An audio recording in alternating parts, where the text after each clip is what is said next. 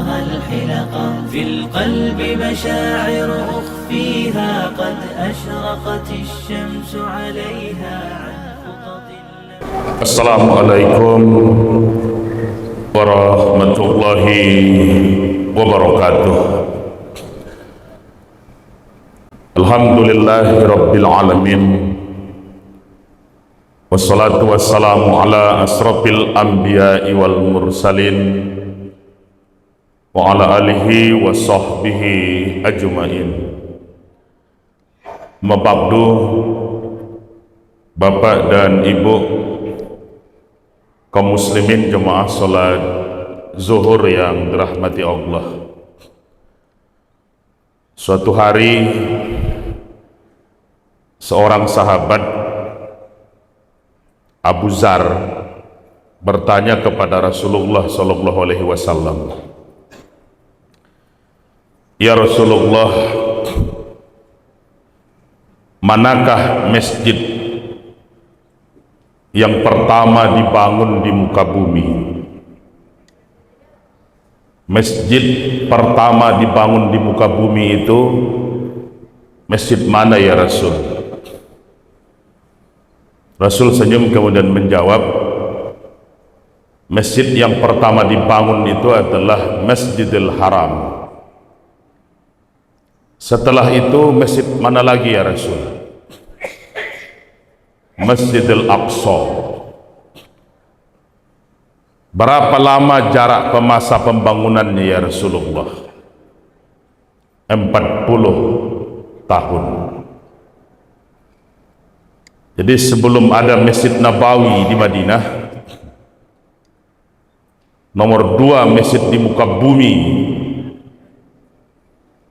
adalah Masjid Aqsa di Palestina. Kita umat muslimin tidak bisa sebenarnya memisahkan hati dan pikiran dari Masjid Aqsa itu. Pertama, Masjid Aqsa adalah masjid yang penuh dengan sejarah tentang Isra dan Mi'raj.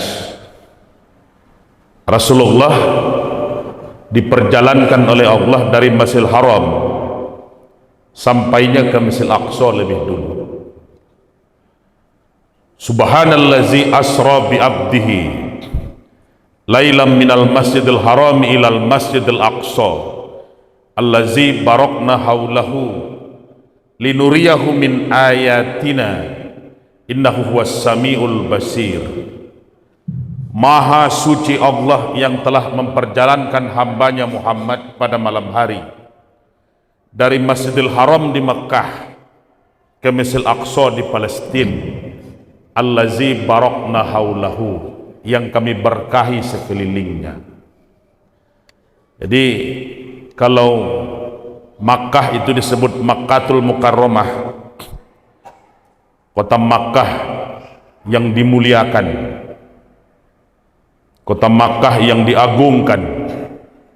Palestina itu negeri yang diberkahi, allazi barakna haulahu, yang kami berkahi sekelilingnya. Kenapa Palestina itu negeri yang diberkahi? Banyak kisah sejarah yang berkaitan dengan Palestina. Pertama, Nabi Ibrahim alaihissalam yang kita bacakan di tiap kita sholat namanya, di tiap kita baca salawat pada waktu tahiyat. Nabi Ibrahim alaihissalam hijrah dahulu kala dari Babilonia menuju tanah Palestina. Hijrahnya Nabi Ibrahim itu dari Irak hari ini menuju tanah Palestina, Yerusalem itu.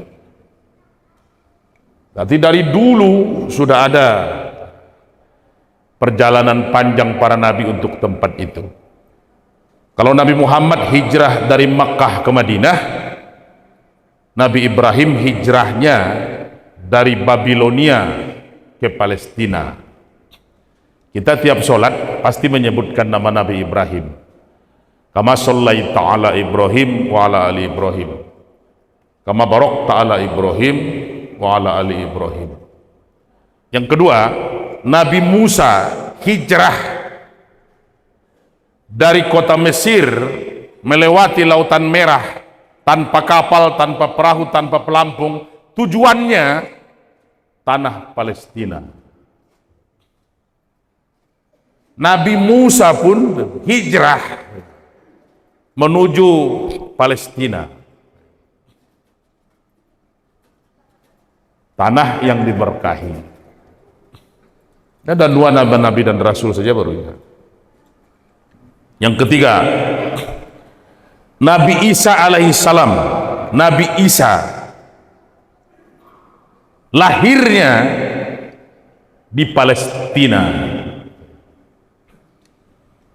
kampung Nabi Isa, Palestina itu. Di situ dia dilahirkan. Ini sudah 3 para nabi ini. Nabi Ibrahim menuju ke sana, Nabi Musa menuju ke sana, Nabi Isa lahirnya di sana. Masjidil Aqsa itu, Baitul Maqdis, kiblat pertama umat Islam setelah turunnya perintah sholat, sampai kemudian Allah rubah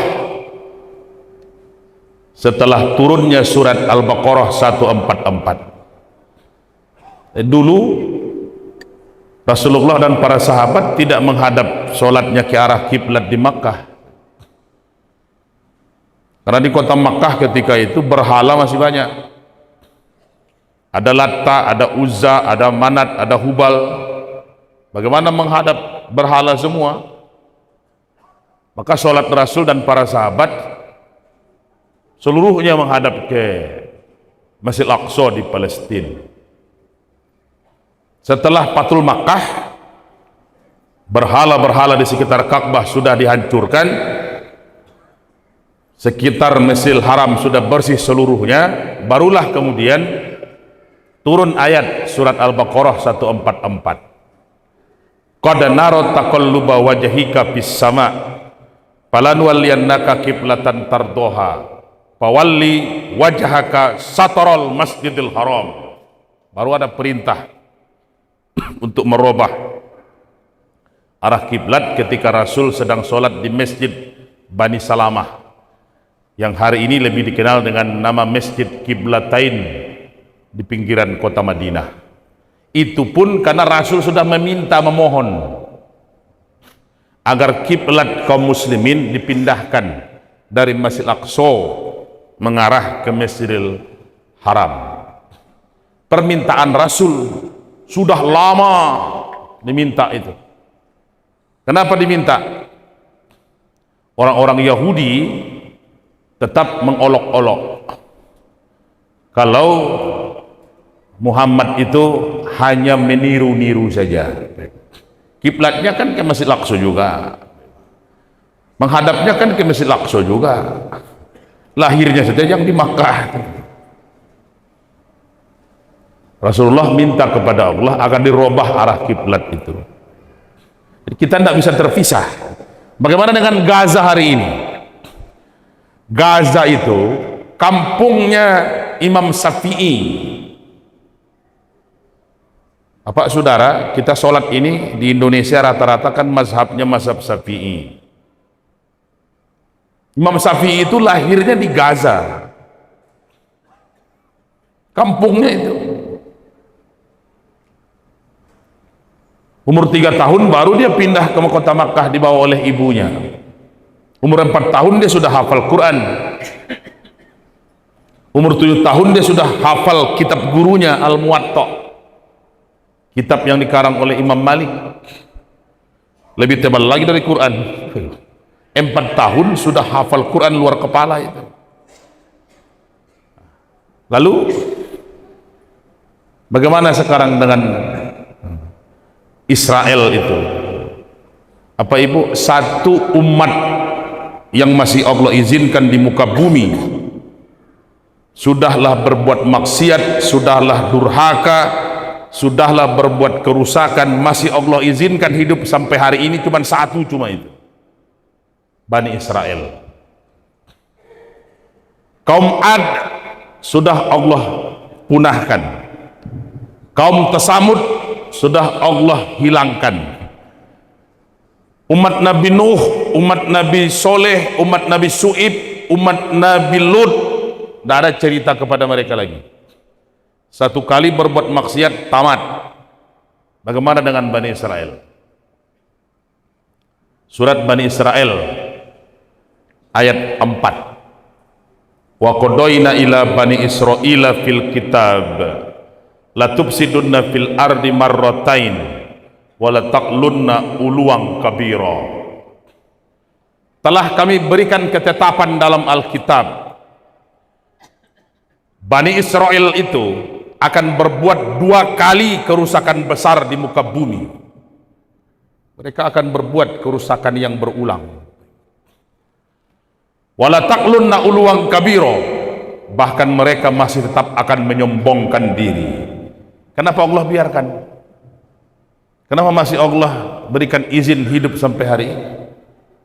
Kenapa kesewenangan mereka bahkan sudah melewati batas kemanusiaan?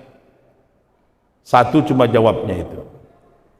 Allah berikan kesempatan hidup kepada Bani Israel untuk membuka pintu jihad dan jalan mati syahid bagi orang-orang yang beriman.